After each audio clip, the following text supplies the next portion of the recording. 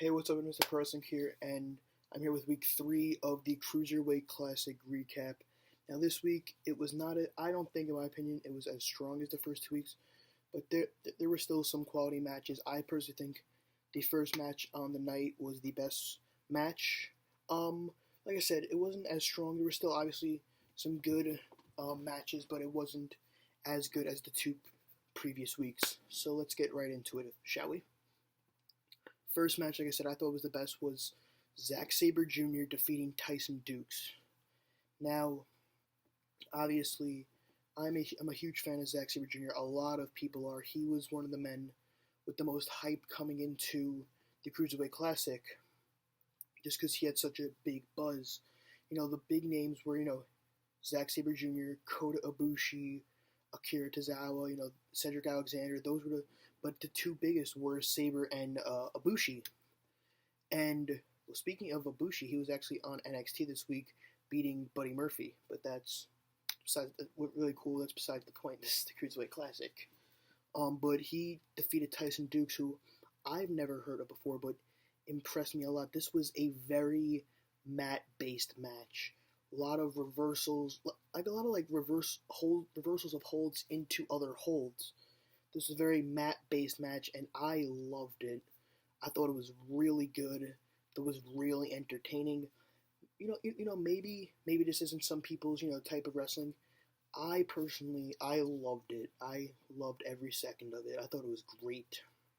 It was really entertaining, and I can't wait to see what happens, what goes on with Sabre later on in the tournament. He was actually, I heard, was approached by WWE to sign with them.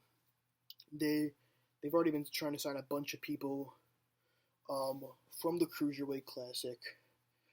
Names that I heard that are very close signing are Kota Ibushi and Gran Metalik are very close signing, and they approached Sabre Jr. I heard he cannot sign due to personal issues, but he's expected to sign with the company within the next year. Other people are Lince Dorado, T.J. Perkins, and there was one other person, I think it was Akira Tozawa, but I'm not 100% sure. But that's great news to hear that they want to sign all these cruiserweights. The Raw is getting the cruiserweight division. They need big cruiserweight names, and these are the biggest names. So, like I said, Zack Sabre Jr. defeated Tyson Dukes in a great, great match. Next, we had Drew Gulak defeated Harv Shearer. This was another kind of mat-based match. Harv Shearer, I keep butchering his name. Harv, he did a cool springboard, like a springboard crossbody to the outside. That's really the only big move. That's really the only big move of the match. Drew Gulak made him tap with a reverse Dragon Sleeper. Solid match. I expected that from Drew Gulak. I've never seen Harv Shearer wrestle. I've seen Gulak wrestle plenty of times at Evolve. He's one of my favorites. He's very good. So I'm happy to see him go on to the tournament. Next, we had Tony Nese versus Anthony Bennett. Tony Nese, Long Island guy. Long Island guy like myself. Solid match. Nothing really to complain about. It wasn't like, oh my god, this was amazing, but it wasn't terrible. He actually during the match, I think Anthony Bennett got hurt because the referee stopped it for like a split second before Bennett hit his 450 splash. He stopped it for a second and then said it was okay, and then Bennett did the 450 splash onto, Nese did the 450 splash onto Bennett and got the pin. And then after every match, the referee's in the middle and he's holding each wrestler's hands and will raise the winning one. Anthony Bennett was not even standing. He was kind of sitting in the corner like this, just like leaning on the turnbuckle kind of thing, and doctors were attending to him. So I don't know if he got hurt or how bad it was, but Tony Nese picked up the win over Anthony Bennett. And the final match was Brian Kendrick, the Brian Kendrick, defeating Raul Mendoza. Now this match started off kind of slow, but Raul Mendoza, he's very good. He picked it up, and he was really good. He actually started bleeding from his mouth. Like, it got bad by the end of the match, but he did this really cool coast to coast Well, Kendrick was in a trio woe. Kendrick was laying down in a trio woe position, like on a turnbuckle. He did a coast to coast connecting it. I popped. I popped huge. I thought that was fucking cool.